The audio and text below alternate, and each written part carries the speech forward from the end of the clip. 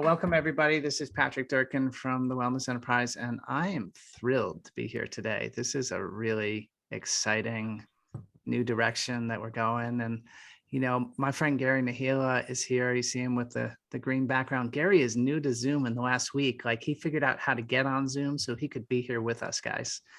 And I just had him in a different Zoom room, and he was actually capable of using the technology to flip over here. And now he's got the chat going. This is a guy who is ready to meet us. So there's so many things I can tell you about him. I think where I want to start is one day Gary left me a message.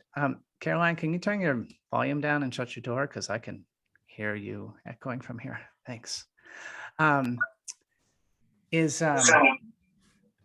Okay, I'm gonna have a little problem with that. Okay, hopefully that's better.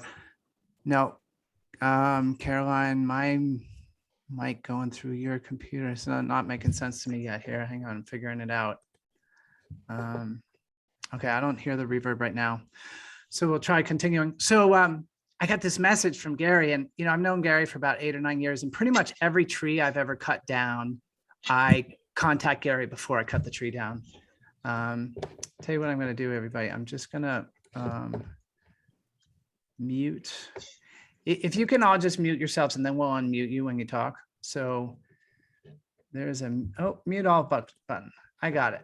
Everybody's muted. And Gary, when I ask you to speak for the first time, I'll unmute you. Okay. So every time I cut down a tree, I'd contact Gary, and you know, some of these trees were like 24-inch bases, and I was pretty new with the chainsaw, and Gary wanted to make sure that I never was on the wrong side of a tree that was falling down. And, you know, we had some funny moments, and he would always figure out how to give me good advice and keep me out of trouble. And one day he left me a message, and I didn't return his call for like 10 days. And in the interim, I went over to Mary Ann's house, who's smiling right in front of all those books there, remembering that day. And I cut this tree down so Mary Ann would have more light over her garden. I just really wanted to take that tree down because Mary Ann's garden is definitely covered by a lot of trees. And it was a dicey tree. It had some dead wood inside of it, and it could go in different directions, and, you know, frankly, could have killed me. And so I cut this tree down. It was a little dicey. It happened. It fell to the ground. Everything was okay. And then I called Gary back. And when Gary's got something on his mind, what it looks like to call Gary back is like, he answers the phone and he goes, yeah. Listen, I got to tell you about something. Like, there's this tree and I need to teach you how to cut this tree down. And he starts to describe it. And I go, Gary, I should have called you back sooner. It almost got me. And so this guy is tied into things that we don't really understand, but it's happened so consistently over time that Gary's got an intuition out beyond which is normal, that which we understand. So that's one of the things that I love about Gary. And there are many. Another story I want to share with you is I went to visit Gary in Florida. I stayed with him for a couple of days, and Gary invited me to do some Qigong breathing with him in the backyard. So he taught me this. It's a 9-breath thing, right, Gary? Where are you here? I'm going to unmute you, or I'm asking you to unmute. You probably have to click a button. There you go. Yeah, it was a 9-breath thing, right? 9 breath. 9 breaths. So he has me do the 9-breath thing, and I'm like doing it and getting kind of high from breathing, which is cool. And then he says, hey, come stand over here. And I'm like, well, why am I standing over there? He said, well, you see that pile of dog poop over there and that pile of dog poop over there? They're on a meridian, and you're going to stand on the meridian between the poop because that's where the most energy is. And I'm like, yeah, okay, whatever. And so I start doing the 9-breath thing, and he says, you know, this can be really powerful. Be careful what's going on. And here we are in his backyard out on the grass, and I literally dropped to the ground. Like, I could not hold myself up because of how much energy was coming through me. Gary, explain to us a little bit more about what was happening there.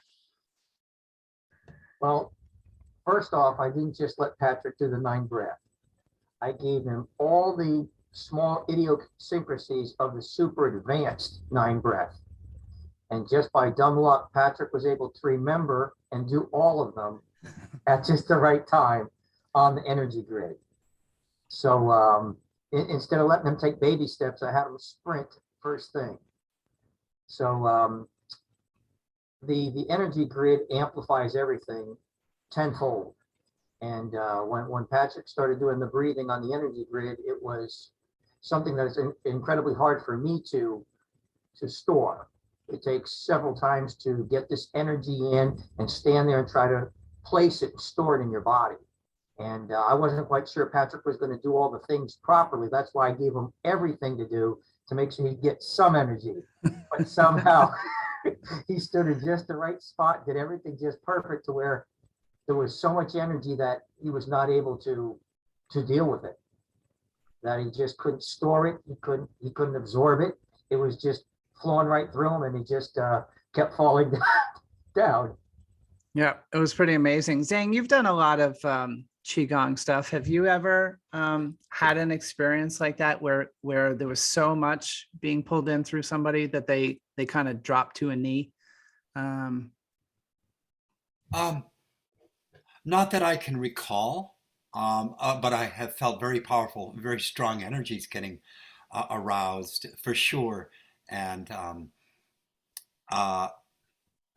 I know in a standing posture meditation, there are times where the energy feels very heavy and then it becomes very light. It's always changing and transforming. So, but that's never happened to me. I've been around power spots. I practice my qigong. I like to go to power spots, and you kind of feel in nature, and do my qigong, and that adds to the experience, enhances the qi effects. Yeah, well, I admire the energy you've cultivated around your life, and that's why I wanted to ask you. Like, this felt like a pretty unusual experience. What Gary guided me to, and they're all good experiences. That's the beauty of these conversations that we're in together, is that it's all about cultivating energy one way or another, whether we're talking about food or water or a supplement or a breathing practice or just communing with each other. How do we bring more of this together? Yeah, Zane. One more thing, what came to mind through your response to the energetics was like that of a divining rod, and searching for water, and suddenly it goes down like that. It must respond to energetic lines in earth. Yeah. Well, this time it was me that went down. So it was pretty funny. So, I've had this amazing friendship with Gary, and I used to liken it to drinking through a fire hose. Gary knows so much and he just wants to share. And we've had 7 or 8 years together of that type of sharing. And we a couple of years ago found a way of communing where I didn't feel like knocked over by the energy every time we talked. And so Gary's adapted to how I can take information in. And it's been really amazing. I mean, it teaches me so much about everything from how heat circulates from my wood stove to how I can adapt it to get a lot more energy out of it, to Gary, it was you who was talking about drinking water from a lake recently, wasn't it? Yeah. Yeah, drinking water from a lake, different supplements, just how things work. So as many of you know, I've been struggling with Lyme, and Gary has actually been the one that's helped me realize that I may have been struggling with it for more than 10 or as much as 20 years. It's really been a massive thing in my life. And this year I went on a 60-day road trip that I thought was going to fix the manufacturing of the aqua energizers. And actually what it was about was healing my nervous system. And I encountered all sorts of amazing professionals along the way of my trip, and learned lots of new habits that have taken me months to come into alignment with. And, for those who know me over the years, you've probably heard me mention addictions around food. And you've heard me mention the battle with the cookie aisle at Whole Foods. And if I made it into Whole Foods and out of Whole Foods without any cookies, I would just celebrate. Like, I just like so thankful that I did it. And this week, Caroline made some cookies, and the coolest thing happened. I ate 2 each day. No more, no less. Well, the first day I had some dough, so that counts as more. But once they were made and they were on the shelf, it was like, I mean, the normal thing with my history would be that I would just eat all the cookies. I mean, that's just how it's always gone. And so I've been feeling this peace. And it's been, growing in lots of ways, but to have it grow to the point that, like, I work at home, the cookies are like right over there in that closet, and to be near them all day long and feel peace around it has been amazing. And then one other thing happened this week that I want to share with you guys, which is I played tennis last night and I tweaked my body. There was a weird shot and I was at a weird angle and I hit the shot and I felt it down through my legs, which is where I've had the pain from the Lyme disease and whatnot. And I went, there were like 8 people moving on the court at the same time. It's more of a clinic situation. So I went into the back corner of the court and I lay down on the court and I tried to stretch myself out and get it right. And then I came back and I played for like 5 more minutes and then I stopped. I was like, I'm out. And I just watched the rest of the night. And I came home last night. I was like, oh boy, like, here we go. I've activated it again. And Caroline and I rubbed some CBD on my leg last night and then we just like let it rest. And then this morning she gave me some deep tissue massage. And it's like, 2 o'clock in the afternoon, the day after I did it, it's resolved. Like I felt like I was in a car wreck when I woke up this morning, and 2 o'clock in the afternoon it's resolved. Like I have this resiliency. And so what I want to share with you guys today is Gary. And what I want to distinguish in the conversation is the difference that it makes when we plug ourselves into the right energetics. And so in Gary's case, he's been cultivating through his breath, through his awareness, through sun gazing. For those of you who sun gaze, they say, 33 minutes, you get to enlightenment? If you do 33 minutes at a time? 45. 45. And you got up to 33? 33. That's 33 minutes in one session, looking directly at the sun, repeatedly, time after time after time. So Gary has cultivated a lot of energy around himself, and he's cultivated a lot of wisdom, and he's had a career as an arborist. And it turns out that the bugs that take trees out and the principles that cause trees to thrive or not are the same ones that operate in our lives.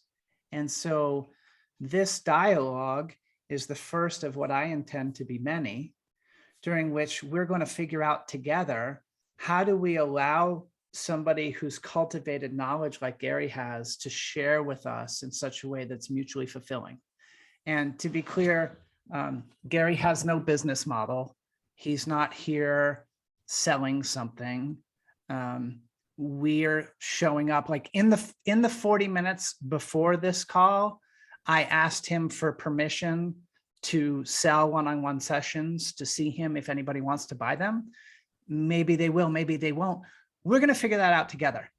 How it works, all this kind of stuff. And I think that's part of my greatest joy right now, is that humans are suffering in so many ways. And here we are showing up together, and we, this group of people, radiating from here outwards, can change the world. We can say how we choose to be as a community. We can say what we choose to consume from one of our brothers' information and what exchanges do and don't happen around that. I have a lot of exciting ideas developing from there, and I don't know whether we're going to get into them on today's call or not, because I'm called right now to move it into the realm of service and knowledge about Gary. So we're going to figure those things out. And if after the call, you're sitting saying, I want a one-on-one session with Gary, and we don't talk about it more, just email support@thewellness enterprise and tell us, and we'll figure out a payment for that that's fair, that you guys agree to, and then facilitate that happening. We'll just figure out the different pieces of it. So where I think we go to now, Gary, is it was probably the most important phone call of my life, when, one of, I don't know, 500 calls we've had, or Something some like big, that. some big number. Do you remember what inspired you to call me and say, hey, what's going on with your Lyme disease? You were discussing something with me as we were talking, and you said something about you had some gums that always bled, and you had that pain in your hip and knee. And from the research I've been doing on for myself, I immediately told you that you had spirochetes. And you had no idea what I was talking about. And I said, you had Lyme disease. And you said, oh yeah, 2 years ago, I had the bullseye rash. They gave me antibiotics. I'm all done. And I said, no. And that's when you took the baking soda challenge. Right on. So, as Gary and I were talking, you just said, tell me what's going on with that Lyme disease. And then it was like 9:30 at night. And I went over to the kitchen sink and I licked my finger, put it in baking soda, and put it inside my mouth, outside my lower gum, between my gum and my cheek, on both sides. And Gary, your spirochetes were in your mouth, right? Or are in your mouth. Yeah, I had all spirochetes, yeah. So when Gary put the baking soda on his mouth, it was like a fire, right? Mhm. And so he expected there to be a fire in my mouth. And I was like, I don't feel anything. Like, thanks, Gary. We'll see you later. And I went to bed.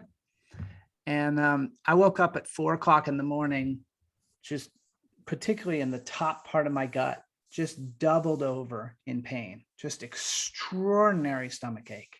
And I was like, what is wrong with me? Like, this is serious. I was like, I caused a die-off, right? And, I kind of knew it then, but then I called Gary in the morning and we started to piece it together, right? And so, Gary, what do you think happened with that baking soda? How would you describe the process? Well, the process I learned from a holistic dentist watching some videos, because my teeth kept rotting, and the dentist couldn't figure out what to do no matter what dentist I went to. So as I watched some videos, they took a slide of plaque from somebody's mouth and they put salt water there, and it showed all the spirochetes dying. So I did it to myself, but I had some horrific eliminations, because the die-off, when the spirochetes die, they release a cytotoxin. And it is so horrific to the human body that the body needs to get rid of it ASAP. And that's what you yourself experienced as well as myself, is that there were so many, I don't know, hundreds of trillions of them in us, that as they died, the toxins were just so overwhelming to the body, they needed the quickest, easiest exit point. And that's what you and I both experienced. Yeah. And just because we live in such a hyper regulated world, it's just going to take a second to say, this is just two people with no medical training sharing their experience with you. This is not medical advice.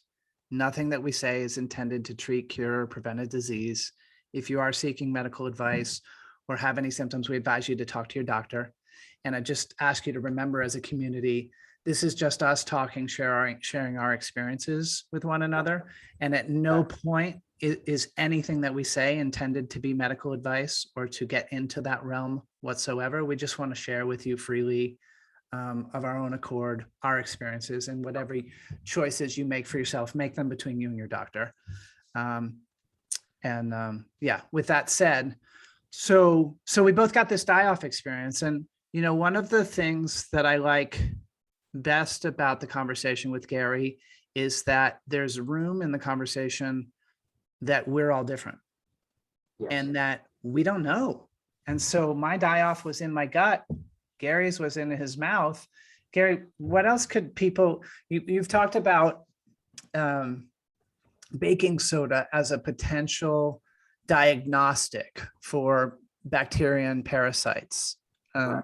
Can you talk a little bit about that and what people might experience if they do the baking soda challenge?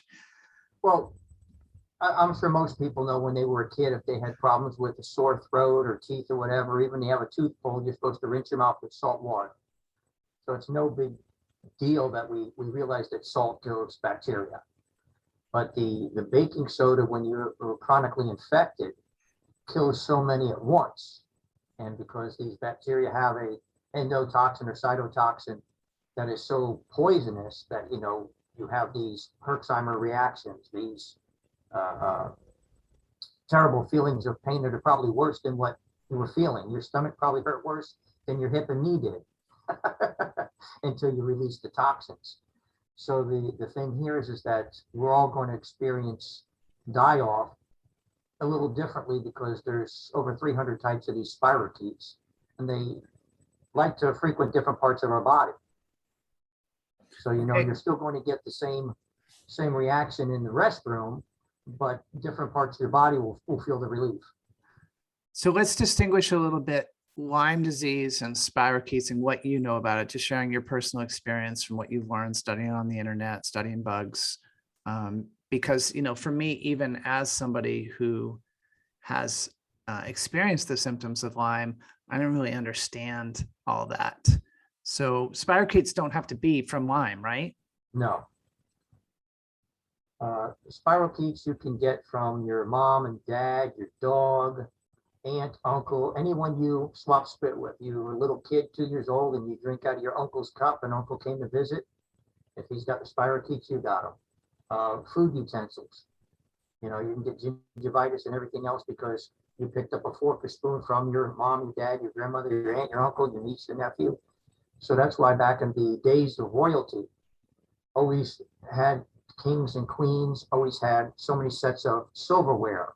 You had a serving spoon, a serving knife to keep what was in your mouth separate from what everyone else was going to use. And that's why the actual marriages were people of a bloodline in which you weren't going to marry someone that was full of germs, and all the hard work your father did to get a kingdom is gone because you nuke out from the parasites. They had an idea and they kind of knew how to conduct themselves. And nowadays we have no idea. The doctors have no idea. So we just do these random things, just giving ourselves chronic infections. Yeah. So you've done a bunch. Let's get a little broader in the background of bacteria and parasites. So you've done a lot of research recently when you started to realize these spirochetes were running amok. What have you found on your research about bacteria and parasites and how much of them are living in the human body? Maybe describe one or two of those videos that you shared with me. The parasite videos. I gave Patrick some videos one evening. One that I think he was horrified with was the poor caterpillar. We're in the insect world, entomology. They're plagued with parasites as well as we are. And there's a parasitic wasp that lays its eggs inside a caterpillar, and the eggs hatch and make like a morphine, so the caterpillar doesn't feel any pain, and there can be up to 80 embryos inside the caterpillar. At a certain point in time, they eat through the caterpillar and go outside of them and make a small little cocoon to help themselves. But they leave chemicals in the caterpillar in which give it mind control to where it then spins its own silk all around them to protect them. And these parasitic wasp larvae are then parasitized by another wasp that does nothing but eat the larvae of the parasite wasp. The parasitic wasps leave a chemical in the caterpillar's brain that force it to defend them from the other parasitic wasps until it dies of complete starvation and exhaustion. So the caterpillar carries these wasps to maturity. Yep. And in so doing, it spins a cocoon, A web around them for protection. a web that would normally be used for itself. Yep. It does it for the parasites that were living in it. And then it Correct. offers itself as food for those larvae to be able to mature. And so this, And then defends it till it dies. right? And It's it just, defends them. it's just stunning. Like when I see things happening in my outer world, I wonder how they're happening in my inner world. And, you know, we start to think about this stuff long enough, you just start to wonder how many bacteria and parasites are running in me and what impact are they having on brain fog, on clarity, on ability to open my pineal gland and access the truth of all of who I am, on my ability to flow and be with life. Why do some people have this just extraordinary openness to all this infinite knowledge, and some people can't get through there at all? Is this a factor? We don't know, but what we do know is looking at bacteria and parasites, there's a lot of them. And, do you want to say more about that, Gary, before I jump back to the spirochetes? No, go ahead. So jumping back to the spirochetes, one of the things that I'm starting to appreciate is that even though that week that I started the baking soda saw 90% of my symptoms, I was at the point in my life where I couldn't lie on my side, and I was, losing hope, becoming more depressed. And in 1 week, 90% or more of my physical symptoms went away. And, they went away pretty violently. Yes. I didn't take the baking soda once and then stop. I took it every day.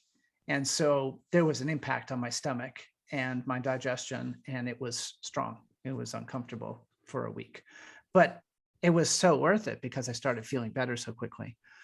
So the thing about it is now, Gary, can you explain the part that you understand about how the baking soda causes a die-off, but that's not a complete solution. It's more of a diagnostic that we use to figure out, and we're not even saying anything about a disease here. We're just saying, take baking soda, I get a die-off. So you get to be the judge of what that means in your own body. For me, that meant a massive change in symptoms that I'd been struggling with for a long time.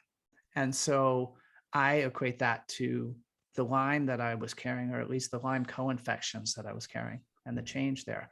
But Gary, there's a pretty important distinctions between that as a first level, and then the second level where we brought in the sarsaparilla. And can you talk about why you recommend it? Well, why, I don't want to say you recommend it because that's not your role, like why we matured the conversation to understand sarsaparilla and what it theoretically does in the body. As I was researching for my own health and well-being, I fell into the fact that the spirochetes have 300 different varieties, and their cousin causes syphilis. And syphilis was eradicated with the use of sarsaparilla. So I said, well, there's 300 varieties. I'm pretty sure that this will do something to them if they eradicated, syphilis spirochete. Let me try it. And as I researched, I found out that the sarsaparilla not only will kill the spirochetes, but it actually has a chemical in it that binds to the cytotoxin, so you don't have to go through what Patrick and I did. As far as the intense pain from the die-off, the having to be close to home because of the never knowing when you're going to have to use the restroom. And the sarsaparilla only has you urinate a few more times a day. The cytotoxins are passed out in your urine. So it's a much more pleasurable experience all the way around, is it not, Patrick?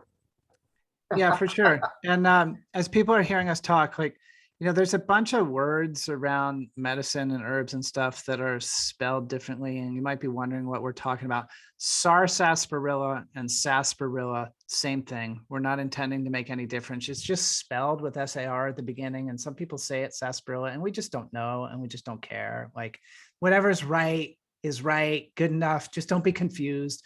We're talking about the herb, and we're using that herb. And Gary was, unbeknownst to me, he was taking 17,000 milligrams a day. I was taking 3 pills for 150 milligrams a day. So he calls one day and he says, hey, how's it going with taking the sarsaparilla? And I said, well, yeah, I'm taking about 450 a day. He's like, 450? What are you doing over there? So since he was doing 17,000, I went to 10,000. And I got to be honest with you, I got these 1,000 milligram pills. I don't really like taking more. I don't like taking more than 3,000 sarsaparilla at the same time, 3,000 milligrams, 4,000, and I start to burp it. Gary's likes the taste of the burp. I think Like it's root beer. right? He tastes root beer, I taste barf. Like, so, whatever. So I really don't like the herb, but I started taking 10,000 milligrams a day. And and then there's one more piece, which had actually started sooner, but I got to bring it in here now, which is that years ago, how many years ago? Enough years ago that the bottle on the outside of my gallon of food grade hydrogen peroxide is so old and tattered that when I tried to read the name of it yesterday, I couldn't. Right? That's how long ago Gary told me about food grade hydrogen peroxide. I have moved that bottle that I bought from, it's gone at least 3 homes that I've been moving it, and I never use it. Marianne's smiling. Marianne, we got them at the same time, didn't we? Or you had yours before me. I think you had it before me. No. You gave me a gallon, and gee, it seems like it wasn't that long ago, maybe 4 years ago. And Yeah. you were living in Hull at the time. Yeah. And I'd already been sitting on it for 2 or 3 years when I gave it to you, right? Because I was like giving up on this stuff. I'm like, what am I going to do with this stuff? Oh, I'll give it to Marianne. So I've had this hydrogen peroxide that this, like, people use for a zillion amazing things. And I just didn't know what to do with it. And I can't tell you how patient Gary is with me or how many times he teaches me things. It's like literally infinite patience. So finally, I took a spray bottle and I put 1 ounce of 35% hydrogen, food grade hydrogen peroxide in it with 11 ounces of very specifically distilled water. So it's one of the few times you'll get me walking into Walmart to buy a gallon of distilled water. Oh. But you run it through the Aqua Energizer. I don't think I did. I do. So I mixed this up and I put it in the bathroom. And when I get out of the shower in the morning, I take the food grade hydrogen peroxide and I spray it down my front and I spray it down my back and I spray the back of my legs, and nothing would really happen. And then I upped the sarsaparilla to 10,000 milligrams, and I forgot to do the hydrogen peroxide for like 5 days in a row. And when I sprayed on my back, it was bloody warfare. It was spirochetes that were trying to find a safe place to be on my body, were all on the skin of my back. And so when I set the hydrogen peroxide on them, it was warfare. And I actually got a little bit of the warfare at lunch today, Gary. I went outside and took my shirt off and had some food. And it was a really bright 80-degree day here in Texas. Do you have any explanation about why direct sun on the spirochetes might do the same kind of thing? Do. They like a pH of 7.2 to 7.6 and a temperature of 82 to 86 degrees. So as you heated them up, they were unhappy. And they let you know of their unhappiness. There it is. See, So we're very good people at obeying our parasites, because you go out in the sun and it starts to hurt, so you run in the house. And the parasites tell you, Patrick, I don't like this. You say, okay, I'll listen to you. Heat rash, psoriasis, all of those are just us being obedient to our parasites. And that's where we get back to the Cookie Monster, right? Yep. So the cookies have been the parasites eating. And I can't tell you guys how many times I just felt powerless. I'm like driving somewhere and I get a thought, chocolate chip cookies from the fruit center. And I go buy a pack of chocolate chip cookies and I eat the whole thing. And I'm like, didn't want it, barely enjoying eating it, feel awful afterwards. How did that happen? And so to have this piece of making choices now where I can like have cookies right here and not need to eat them all it's like such a big win for me. And it's not willpower. It's not like that. It's just, I don't want them. That's all. I just don't want them. You don't have chemicals going to your brain forcing you to go eat. That's it. So when I went to Sedona in May or June this year, and it's now November, so 5 months ago, I made a list of foods that would help my body be more fat adaptive. Okay. And that list, I remember when I made it, I listened to a talk by Dr. Mark Hyman, and then I made the list. And I remember looking at the list like, I can eat some of these. Like I can do this. Like I can buy more of these and I can do it, feel the willpower, right? And I looked at the list today. It's everything that I'm eating naturally and by choice now. Like there was nothing on the list that I don't love now. So my preferences have changed from a place of, I think what you're speaking to, Shira recognizes this, she's got her thumb up. What you're speaking to, Gary, like the chemicals change and then the behaviors change. Yeah, the spirochetes, all the different types of bacteria that live in you, they actually produce enzymes to go to your brain that control you. So it's not just your willpower over yourself, it's your willpower over trillions and trillions and trillions of organisms using chemical warfare to control you. And I can give you a list of videos that everyone can watch where you see what's happening in the animal world or in the people world. Just like toxoplasmodia has that old lady just keep getting more and more attached no matter what her family and friends tell her not to do. She's not in control of herself. So, I can really speak to this myself, like the powerlessness that I've felt around food for pretty much, I've always attributed it back to like the year my parents got divorced when I was 11. That's when I went from being pretty trim to always having a little bit of extra.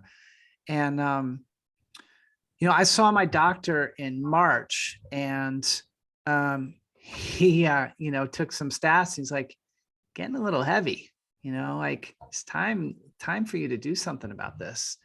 And I got on the scale last night, first time in a while, and I'm down 14 pounds since March. And it's not a diet. It's not a diet. It's that I've reoriented to things that support me. And I'm just thriving in that now. So Gary and I, you want to say something, Gary? Yeah, I was going to say that the issue here is that you made an environment that was not conducive for the parasites to continue to live. As they diminished in numbers, then you could go back to being yourself and making your own choices. All right. So this is where I'm going to do a little bit of the external meets the internal. So this is all about us changing our internal environment and everybody having information that will make that difference and bringing Gary's wisdom forth. And we together can change our internal environment and our external environment. So since Gary got on Zoom, that was about 4 days ago, that gave me 4 days to figure out how we're going to tie together this change to changing the world. And I got a plan. So I've been working with a woman that I met at the Truth Seekers Water Festival a couple of weeks ago. Her name is Tara Lee, and she has a health food store in Asheville, North Carolina. And just yesterday, we're working on the change in the business model. Here's what that looks like. So if you suspect that you are going to try any of the protocols that Gary and I have been using, and you want to use your adoption of those practices to change the world, you send an email to support@thewellnessenterprise.com and say, hey, I want to figure out the sarsaparilla. I want to figure out the hydrogen peroxide, anything else that we talk about that you want to figure out. You just tell us what you're interested in, and I'll give you an example of the way we're thinking. I bought a 4-ounce bottle of wild crafted sarsaparilla extract for $48.83 in July. And we are going to buy that same liquid, the exact same company's liquid, by the gallon. And we're going to put it into the size bottles that we need to minimize the impact on the earth, minimize the impact of shipping, but get you whatever you need based on the protocol you think you're going to follow. And we are probably going to be able to sell various products like that at half the price. So what we're going to do is we'll put together a protocol for people who want to adopt the sarsaparilla. Now, I'm using the tincture, that extract I just described. I'm using a tea, and I'm using capsules. For me, I don't like the capsules at all. Gary likes the capsules.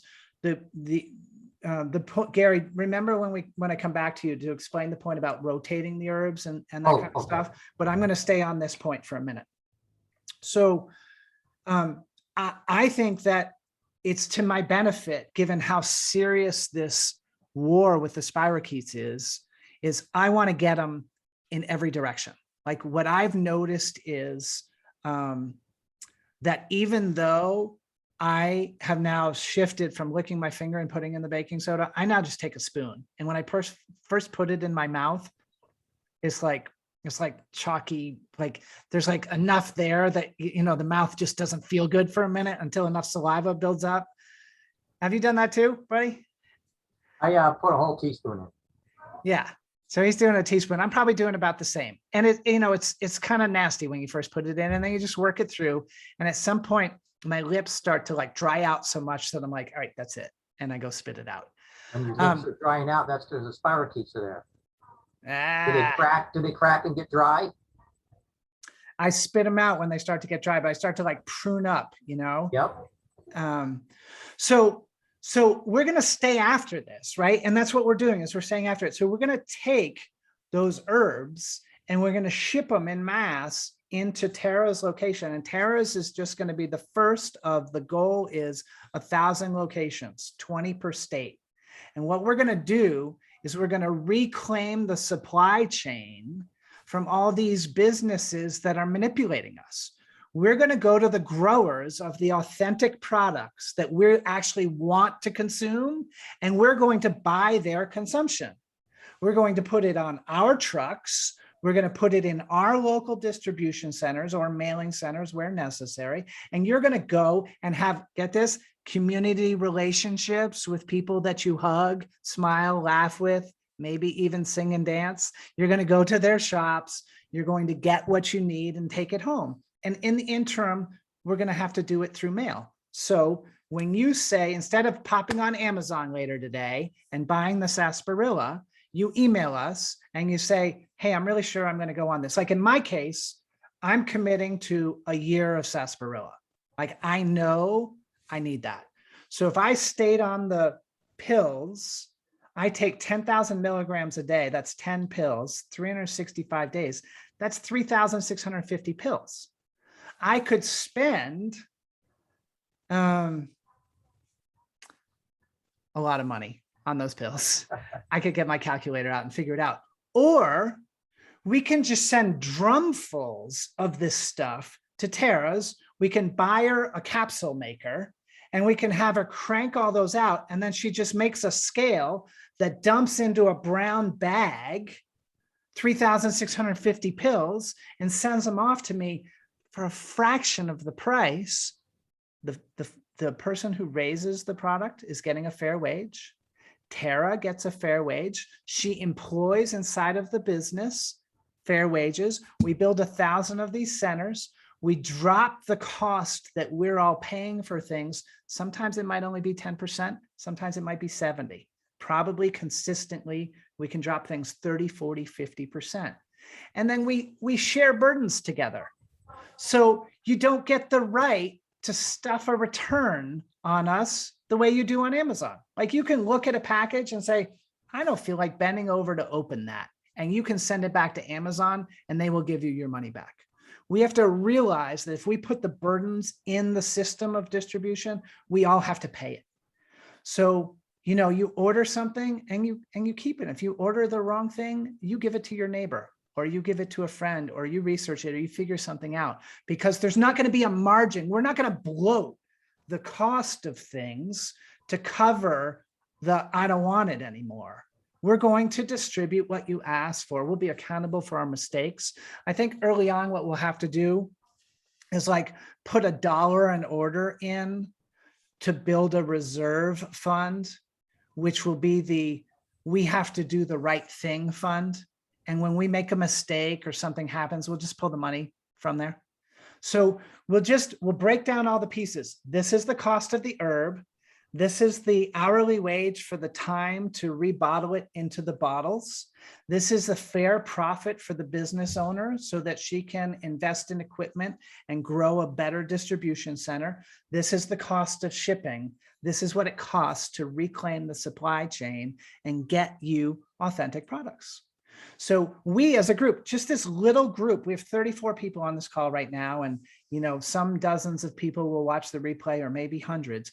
We can just with this little group start a market that reclaims the supply chain. And you know how many people are out there looking for an alternative? They just wish that it was there. They wish that we could take, like, I want to have the same sweet potato that I bought the other day at Costco. I know, Chad, don't come over and flog me. I went to Costco. It's true. It's true. I want that same sweet potato that I bought at Costco from the same farmer to pass through our supply chain and into our lives, such that everybody that's in the supply chain has a right to make a fair living and no more. You don't get to make a gazillion dollars. We're not going to send demand to you if you're using your money to make a gazillion dollars for yourself. That's not the dream. My dream, we just had our first, I think we're going to call them lovely projects. The first lovely project, because Lovonya is the marketplace where we're going to do this on. And the Lovonya marketplace is going to have lovely projects. And the first lovely project is the Wellness Enterprise is donating with zero cost an aqua energizer to Tara's health food store. She's installing it on her outside wall. She's got a faucet on the outside, and she's going to invite anybody who wants living water to come and fill their containers.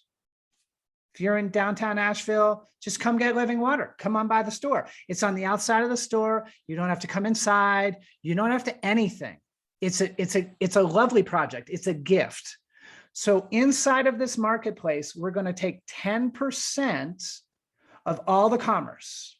So if we put a product up and you buy a one-on-one session with Gary, if that happens, 10% is going to go for lovely projects. And those lovely projects are going to give free water, free food, and free power to human beings, such that we rebuild the infrastructure from the inside, one lovely project at a time. And when we build the lovely project, we give it to humanity. This is not a company I'm trying to start to earn a big profit for my family. This is something, you are my family. Like there's 7 billion people that are my family. What if we build food infrastructure, water infrastructure, and power infrastructure and give it to everybody, and it's owned by humanity? Like, how about that? Like, imagine if since the beginning of time, we were building things to give to our species instead of a few people getting rich. And this is how we do it. Okay, so that's the external realignment. When we come together, when you guys vote for commerce in this manner, when you email us and tell us how this reaches you and what you want to buy, and tell us what we can source, we'll just begin it. And we're going to use Tara's location first because she's like-minded. But if anybody else wants to concurrently start another location, we're looking for you.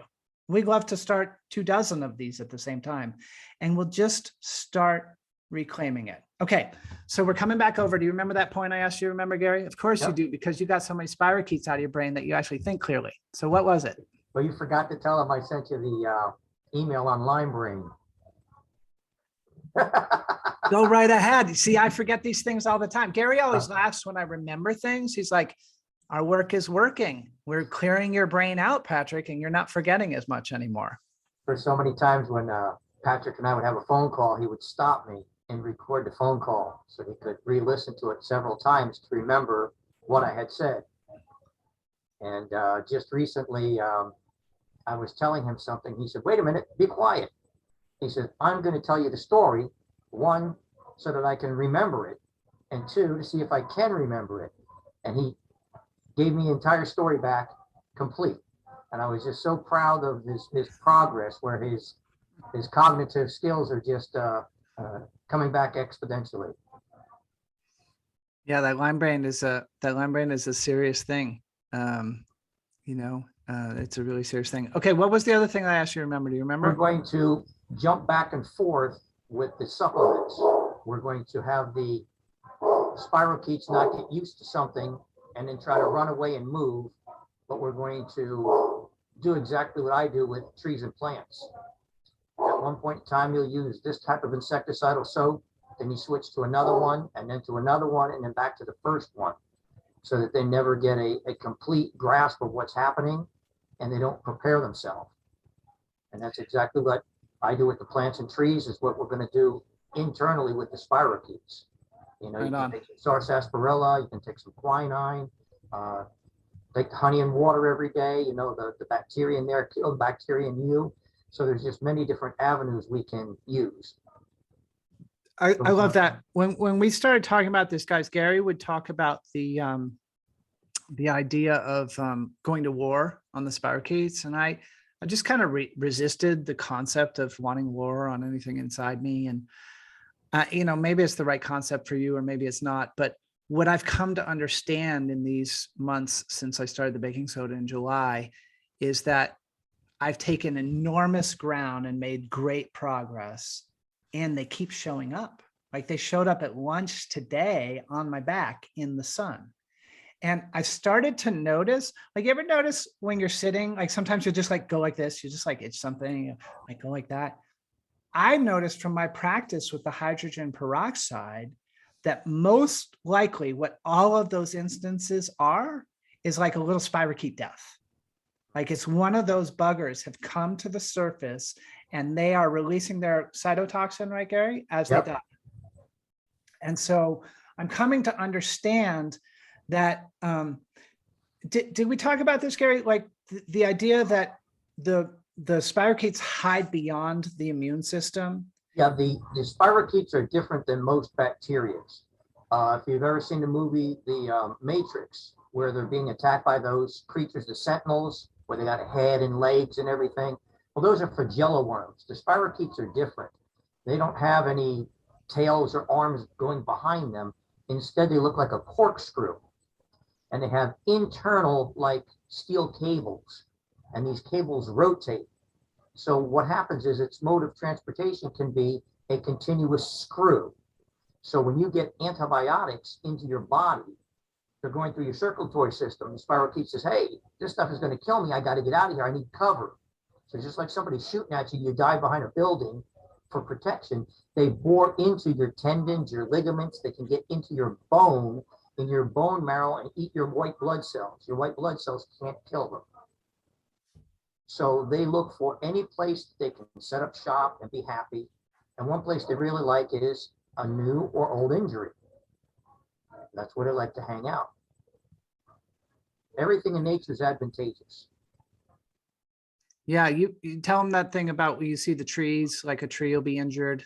When I worked for the city down south, a rooms to go truck goes down a residential street. The branch is low, the truck hits it and it breaks. The people call the police. So within 15, 20 minutes, you can get from one end of town to the other. By the time I get there, there's already ants, beetles, and everything else under the bark setting up shop. So everything in nature is continuously looking for a place to go, a place to hide, a new place to go and hide. So the bacteria, the funguses, mold, they're all the same. They're just looking for an easy piece, a good place to go, just like a criminal. They're looking for an easy mark to steal. They don't want to go to the house where the guy's a bodybuilder, he's got 4 Rottweilers. You know, they're going to look for an elderly person that can knock over and take their purse. You know, so everything in nature is advantageous, and we have to understand that so we can learn how to fight them, how to protect ourselves from them. Yep. Yep. And so I'm realizing, like, since we added those 3 things at the beginning, we added nanosoma, and I personally did a course in ivermectin for 10 days, really wanting to, you know, take the fight to the bacteria and parasites for as much as possible. You know, the timing of it was that Gary and I talked about ivermectin, and then that night Joe Rogan talked about it. And, you know, the next day it was like sold out because of COVID. I was like, well, we don't want it because of COVID. We just want to take on bacteria and parasites. So we've added those 2 things. Well, I added those 2 things. You know, I think we're going to be adding more. And the idea here is if they are so functional that they went past my immune system to places that they can hide, it's going to take time to draw them all back out and to Correct. really finish the job. And so right now I'm rotating different types of sarsaparilla. But I think we want to get to the point where I don't know about you guys, but I'm really drawn this new environment. We're talking about my setting. It's just all these different herbs. I'm just really drawn to, you know, if I can go pick it in nature, if I know where the bushes grow, if I know, you know, the ranch that the cow is raised on, that's what I want to put in my body, you know? So last time I checked, there wasn't a marshmallow tree, you know, those were just made in a like really nasty place. Like if there's no tree, then I can go pick it on. I don't want that in my body. And if there's an herb, and if people have used it as part of ancient wisdom, and if it can be steeped in a tea, or there's a bark that something can be extracted out of, like, I want that. I want more and more of that. So Patrick, you know what you're saying you want to be? Natural. Saying you want to be a tree. You're saying you want to be a plant. Do you know why we take the bark from the quinine tree to cure malaria? Do you know why you take the sarsaparilla for the spirochetes? Tell us. These plants and trees have had thousands and thousands of years to be attacked and learn how to produce chemicals so that they're not attacked, how to be resistant to the insects, to the parasites, to the bacteria. And all our forefathers did was find out what to use. And before everything was made chemically that could be copied and patented, that's all we took were the natural things that took thousands of years to figure out how to get rid of the parasites or not to let them enter the plants. And we're just utilizing what nature has already sitting there waiting for us. And as Victor Schauberger said, comprehend nature and copy it. And so all we have to do is comprehend what the plants have done, how they did it, and what it's for, and then just take it. Yeah, right on. Okay, so so I'm gonna open up for questions, and I'm gonna. We're already an hour in. I don't know how far we're gonna go here.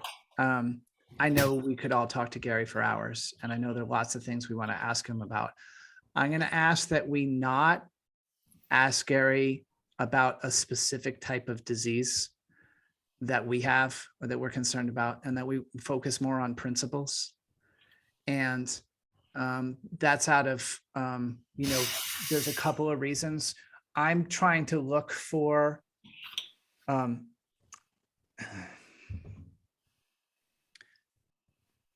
me a second. I feel as though the vision and the dream that are being given to me are God's vision and dream. You know, I'm doing my best to test them into the world and to receive feedback. So without a community to have the discussion in, there's nothing to create. Your listening creates my speaking and Gary speaking. I believe the time for decisive action during which we remake our world is upon us. And so if there's minor degrees of discomfort around change, I don't care. I don't care about my discomfort, and I don't care about yours. I care, like, can we hear together what we're supposed to do? My hypothesis is that if you look at a business model, like, as an example, Amazon, and the Prime fee that they charge that Prime fee in exchange for free shipping, right? In the case of most orders. I think we can run the company that gives humans everything they need for $10 a month.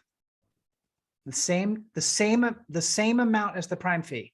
Like, if you'll pay the wellness enterprise $10 a month to be part of our club or whatever we call it, I think I can hire enough people and do all the things that need to be done to build out this marketplace just on the $10, right? There's no dream here to have a jet, right? There's no, I mean, it'd be great to be able to afford college tuition for my kids. Like that's as most biggest expense as I have. I'm not after the money, and nobody that's going to work with me is going to be after the money, because it's just a time that the species needs us.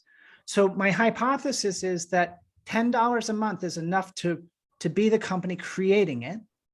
And then inside of the transactions, the people who create a product or service get to say what they need to live on for their life.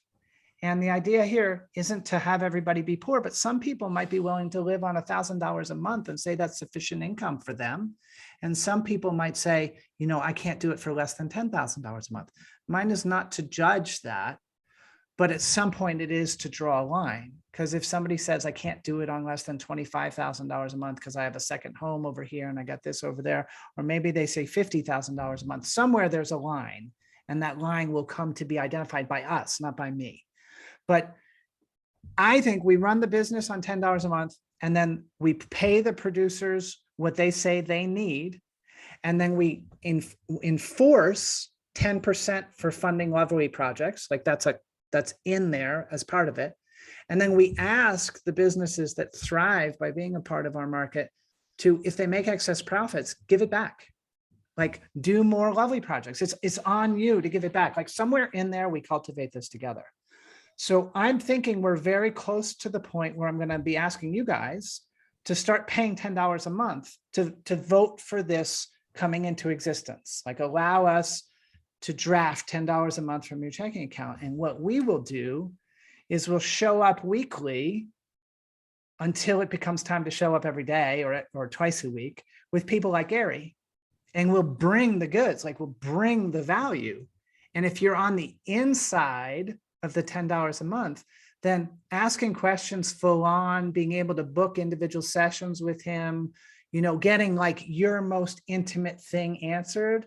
I think that's where we draw the line and ask people, hey, please support us with the $10 a month. And then all the people like Gary. So next week, my friend Nico Martins is coming. Turns out Nico's been a affiliate of the Wellness Enterprise for 4 or 5 years. And when I gave my talk in North Carolina a few weeks ago, he was in the audience. So he came up to me afterwards. I'd never seen him in person before. We had just the best time together. And he, like me with water, is Nico with the subconscious. He just wanted to know, like, why is this thing running me? And what's it got to do with my emotions? And he's figured out a technology that allows him, through a series of questions and prompts, to cause his subconscious to change and get on board with what he wants to do in life. So Nico's coming next week, and he's going to teach us about that. And soon thereafter, Susie Byler is coming back. We had a great time with Susie with her inner child process, and Susie's going to come back. So we're going to keep bringing all these people to you, and the people inside the $10 a month are going to have free access to that. And so I'm not sure where the line is about what to do publicly and what to put behind, but I know behind the $10, we're just going to have more than anybody else in the world can, because we're not doing it to make a profit. We're just doing it to create this thing. So I don't know where the line is around asking Gary questions and using Gary's time. I'm just putting it out there. It's being figured out in the moment. So let's ask Gary questions. That's what's on my mind. Maybe you'll help me figure it out. If you have a comment on it, please throw it in there. If you want to email me privately or talk with me privately later, please help me to figure this out together. In the interim, thank you for your patience around that as I share with you what I'm trying to figure out and be guided to manifesting. And let's see who wants to ask Gary questions and where we want to go with the conversation. So you guys know how to use the raise hands function.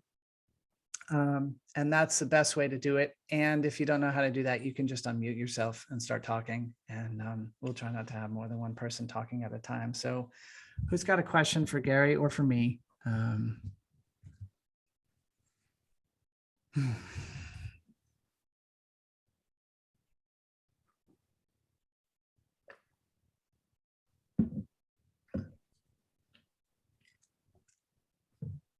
Okay.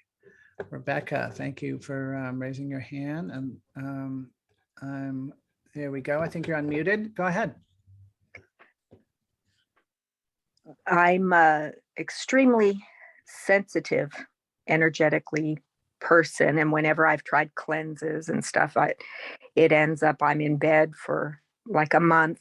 That's a little hard when working. I'm imagining the baking soda protocol. Would it be effective if you just take it very slow with the sarsaparilla and the peroxide? Or do you need to, do they just keep proliferating so fast that you need to go in there guns blazing? If you are to take the sarsaparilla, it will block the cytotoxins so that when you do take the baking soda, you won't have any ill effects. And you can just continue to increase the sarsaparilla and the baking soda to where you have a level where they're both working synergistically. Like if you start taking too much baking soda and you see that your bowel movements aren't conducive to your daily life, like Patrick had, then you just go ahead and take some more sarsaparilla and just get it to regulate. They do proliferate, but the rate in which you get rid of them with the baking soda and the hydrogen peroxide first thing in the morning and after you shower, the oxygen it just is an environment they're not conducive for their health. The baking soda kills them, the sarsaparilla kills them, but removes the cytotoxins. So I think if you started slow with all of them and work your way up, I think that you'll find a very good ratio and control. But use your intuition, see exactly where you feel you should go as you use each one. The hydrogen peroxide externally should not have any problem for you, except for, if they were external, they'll burn a little bit, as with Patrick. But I've never had them burn on my outside because I had them in my mouth and my stomach. I had oral intestinal ones, where Patrick taking the sarsaparilla and chased them out. They did find a place to hide. And when Patrick remembered to spray, they reminded Patrick that he still had some. So that's the journey we're on here. We have so many of them controlling so many different aspects of our life that as we start to detoxify and get rid of them, we're going to find things that are uncomfortable and things that aren't. We just have to work this journey as what benefits us the most that we can tolerate. Some of us are gluttons for punishment and just take a whole bunch of baking soda just to see what happens. And other ones of us are a little more conservative and we want to work and do it nice and slow and see what's happening. So I think that there's a protocol for everyone.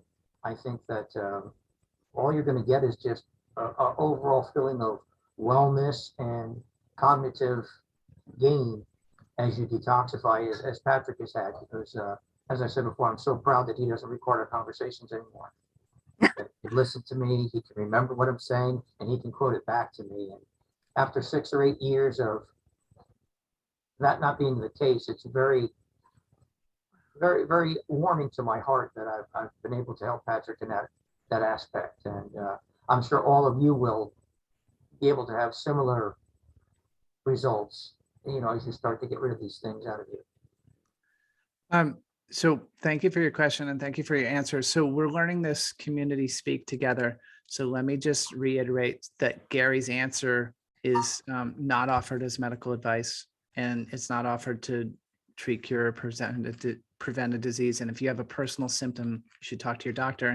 And Gary, when you speak to people, rather than saying you, right, in your answer, knowing about them, like, let's keep the language at the principles about the way we've experienced things working. Okay. And then let people bring them to themselves. And, I heard a really key distinction in what you were just sharing that I think we need to tease out together as a community, which is, you said, use your own intuition. And this is really, really important because as a species, we are conditioned to forget our intuition and to forget our self-reliance and to turn over our power and to think others have the answers for us. And it is our responsibility now, in my opinion, to remember our personal empowerment and to remember nobody says anything about my body besides me. And so if you want to experience with this, Rebecca, we want you to experience with it, and we want you to share your experience with us. It's a possibility, depending on how big this Lyme theme is. It's a pretty big theme, the spirochetes, bacteria, parasites, Lyme, all related. We might get a group going that meets regularly with Gary, and we'll come in, and maybe somebody who is energy sensitive, like Rebecca was just describing, will describe how they on-ramped themselves. And then we'll get together a body of knowledge and even mine that body of knowledge and eventually turn it into a course that we then leave there for the next person that comes, right? So we build a body of knowledge, like, here's what we're doing with herbs, and here's what this natural remedy and this natural remedy, and this is what we've created, and this is what our experiences are. Like, that all works within the confines of this highly regulated world. Like, we can all still speak that way, and we can join with one another that way. So great answer, Gary. And it's not medical advice. It's never about the person telling them their protocol. It's about the concepts. And then that's really great, guys, because that empowers us to answer for ourselves, because we already have one Gary and we already have one Patrick. We just need one of you, right? We need one of each of us, and then we'll have the collective wisdom. So let's go to Sherry and see what's on Sherry's mind. And if anybody else has a question, just go ahead and raise your mind, or raise your hand, or prepare what you want to share in a minute. Hi, Okay. guys. I would turn my camera on, but it's not working, and I don't know why. But I had two questions. I noticed that you stressed that it was food grade hydrogen peroxide. Yes. Other than spraying on your body, is there an oral component to this? Yes, there is. There's many books out. There's many different protocols for ingesting the food grade hydrogen peroxide. I myself did it at one point in time, but upon further investigation into the subject, I found that the spraying topically was actually more effective, and that you didn't have to go little by little by little and see how your body was reacting and deal with the die off, because when you put it on your skin externally, it gets complete absorption and just goes right in, and you don't have the Herxheimer feeling, the feeling of the die off, and you're just getting your cells more and more oxygen.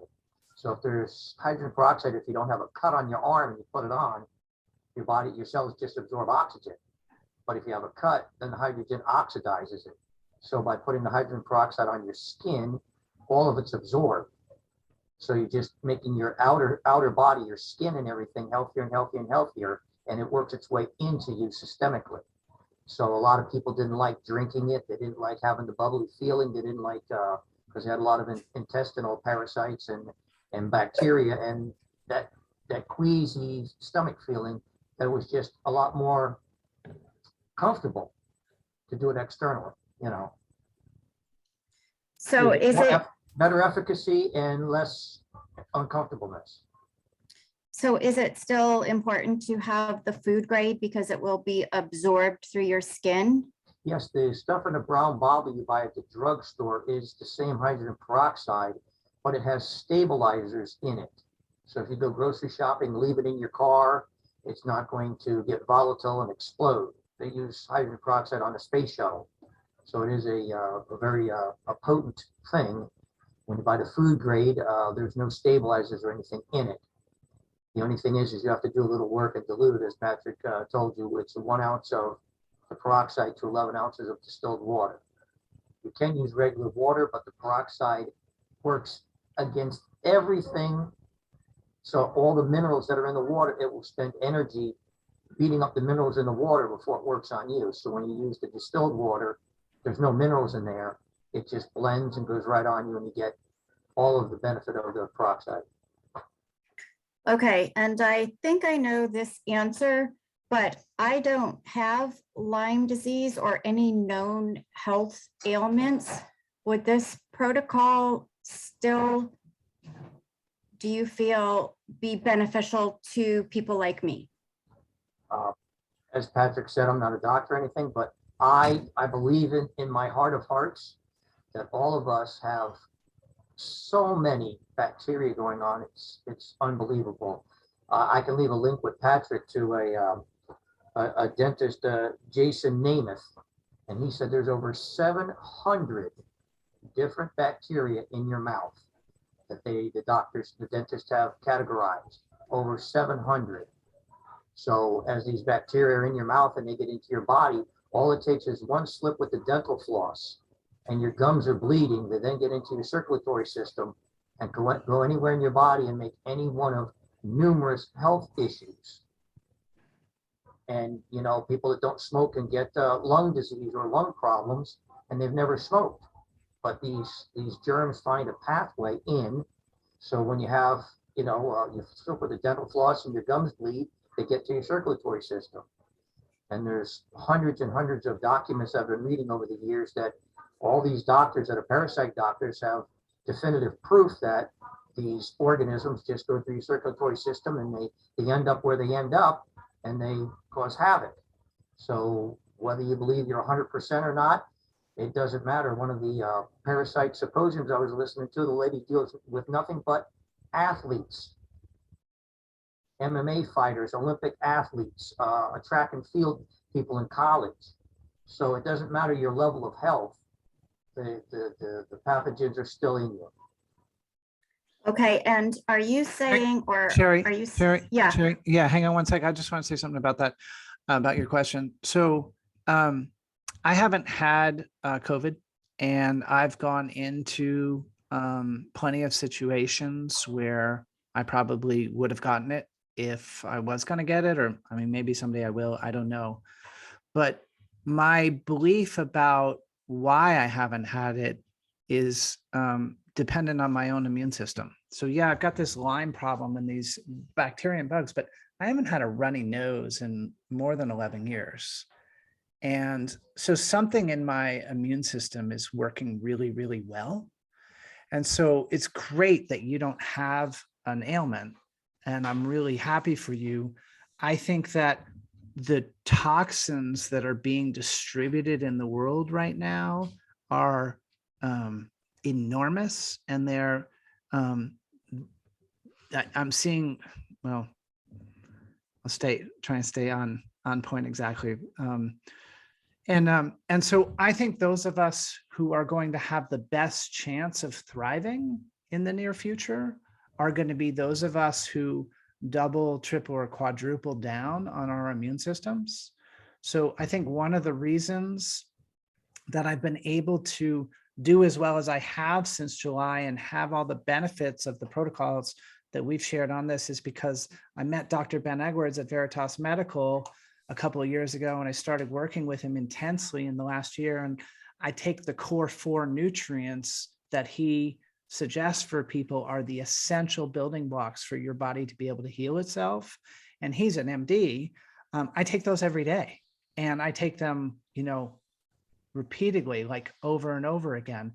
And so I've built up, they're fat soluble.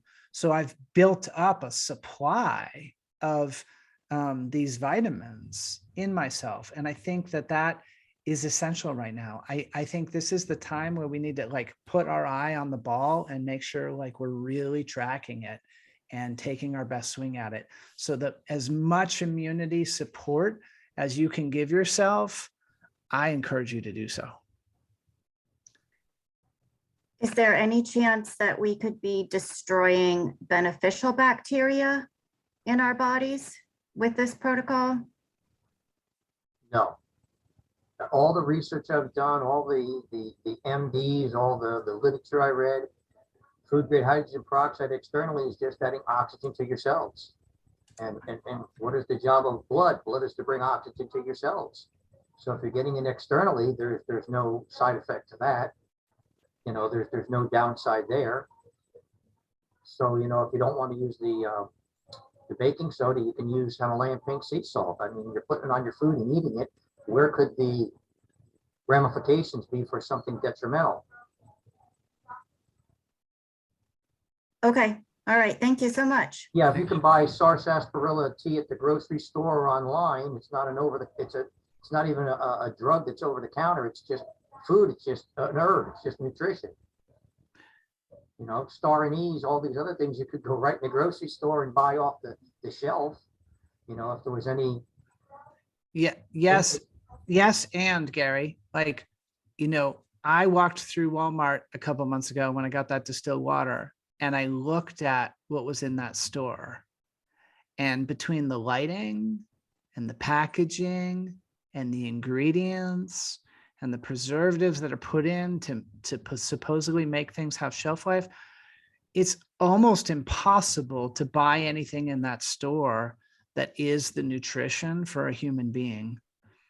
Maybe there are organic vegetables. I don't know if there's any way that those are being compromised in their food chain, but I think it's important to recognize that if we don't get really intentional about which stores we walk into to make those purchases, we're on the cusp of losing all the stores not called Amazon or Walmart.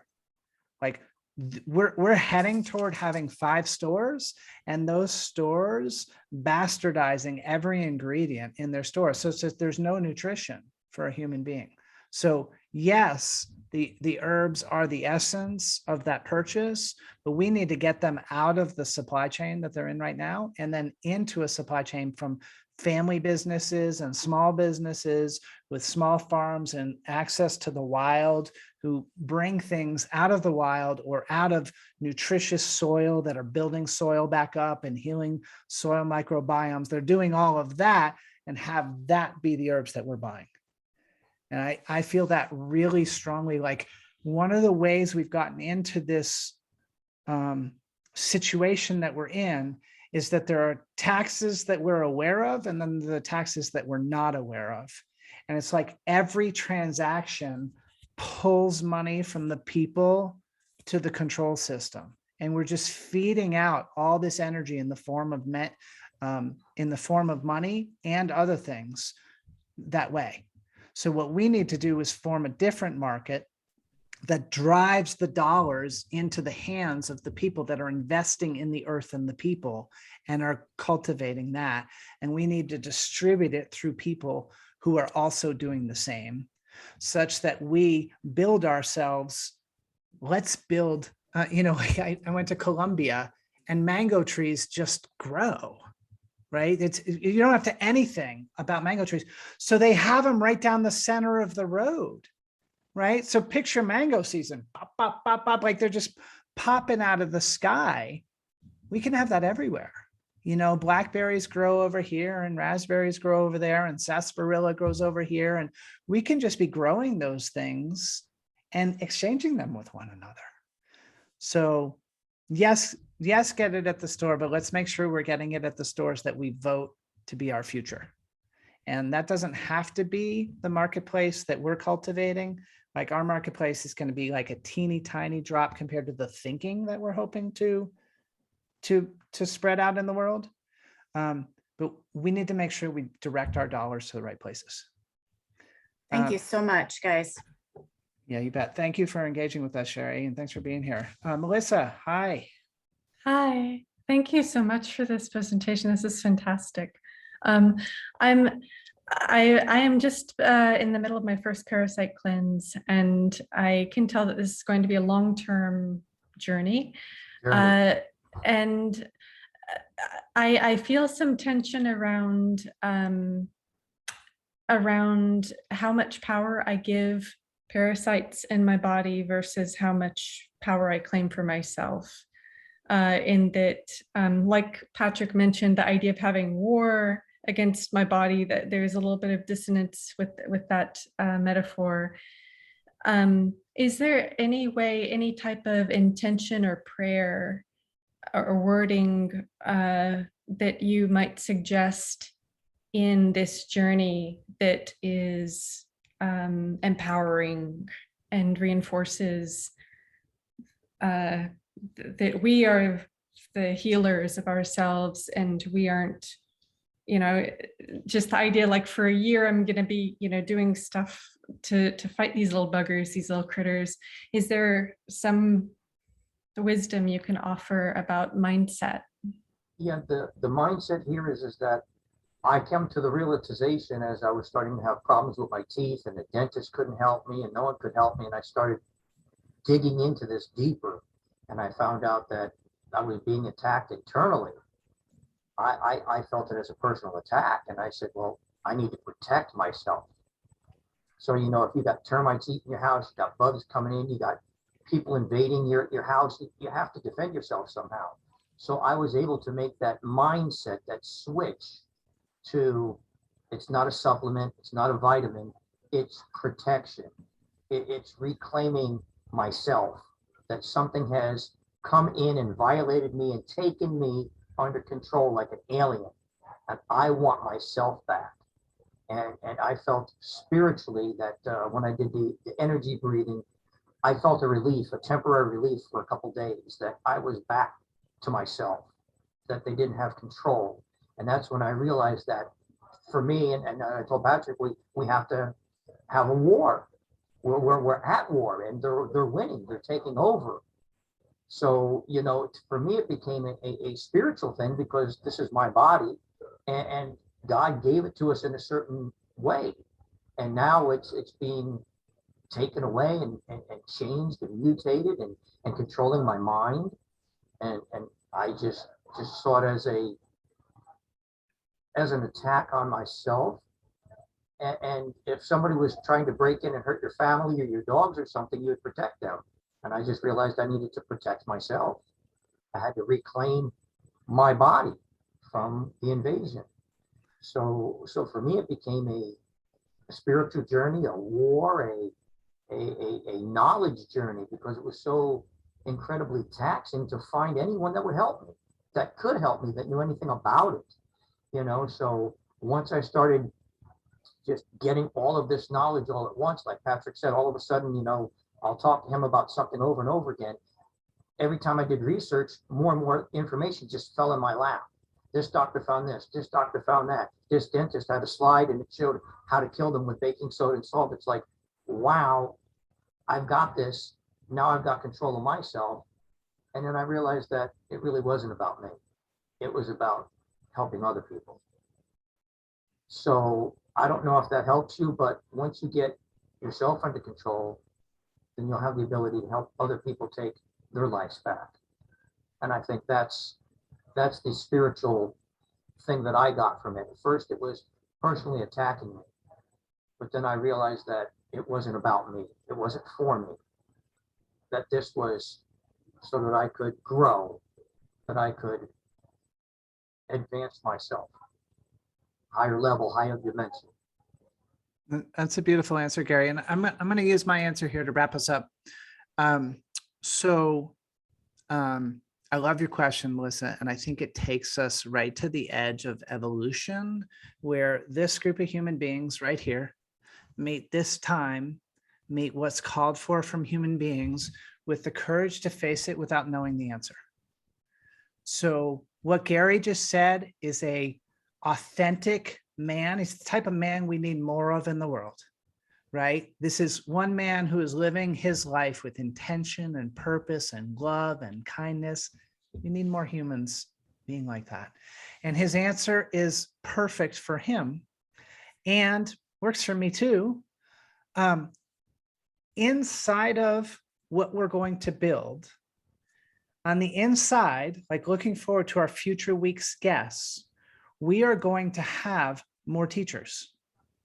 And I think we need to, as a community, grapple with our evolution here around our power to create with words.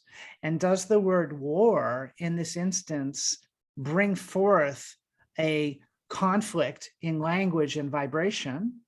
Or is the lighthearted way that it's being spoken of about taking on the little buggers and the way we're being together, like, does that vibration create the experience of it? And so we're going to have an enormous amount of ascension type teachers inside of this environment.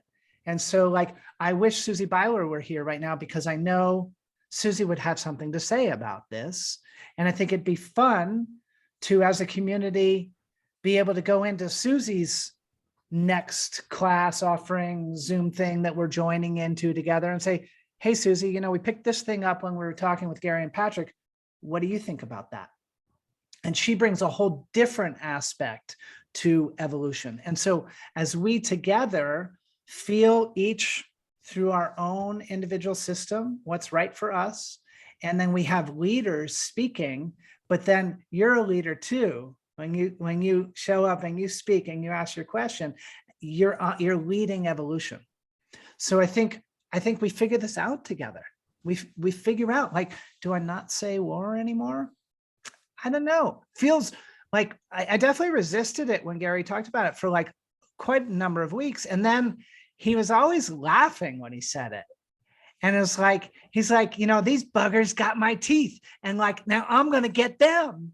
And there's nothing vengeful, hateful, warlike about it. It's like, hey, this is what I'm up against as a being, and I'm going to greet it with joy and love in my heart, and I'm taking it to them.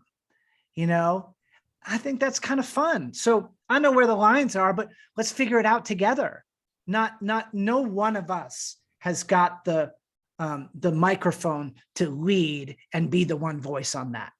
We are collectively the speakers and the listeners. Let's let it be felt by a group heart, not by a single heart. So in the coming weeks, I promise, thank you, Melissa. I promise to bring more people to you guys like this and to ask you to bring more people, right? So vote with your energy, bring people, bring yourselves, show up Tuesdays at 3. That's our time. It's going to stay our time. We'll keep doing replays. And then when there's too much going on, we'll add another date and time. So maybe we can get more people if we do Thursdays at 8, and we'll add a second time in the week when we can do more of these type of interviews. So I'm super thankful that you're here, Gary. I'm super thankful that you came and shared wisdom with us. And I see a persistent question asking me to share the core 4. It's not as fast as typing it. So next week, I'll share the core 4. I'm going to gather information so that I can share with you what needs to be shared so you understand when I share it. So allow me a week to answer that. And thank you all for engaging with one another in the chat. That warms my heart. Thank you for having your cameras on. Some people, cameras broken. Thanks for acknowledging that. Some people, you're doing something and you're multitasking. The best you can do is just listen. That's cool too. But whenever we can have our cameras on, there we go. Thank you for turning them on. It warms my heart, and it warms each other's hearts. Like, you can see the smiles at seeing each other. You guys, these are real human beings doing like real human life together. So let's just keep showing up, turning on our cameras, talking with each other. And week by week, we're going to make a better world to live in right now. So thank you, everybody, for being here. Thank you, Gary. And No problem. Anytime you want, buddy. Awesome. We'll be back with y'all again really soon. Tuesdays at 3. See you here next week. It's going to be really cool. We're going to have Miko Martins. All right, guys. Bye, everybody. Bye.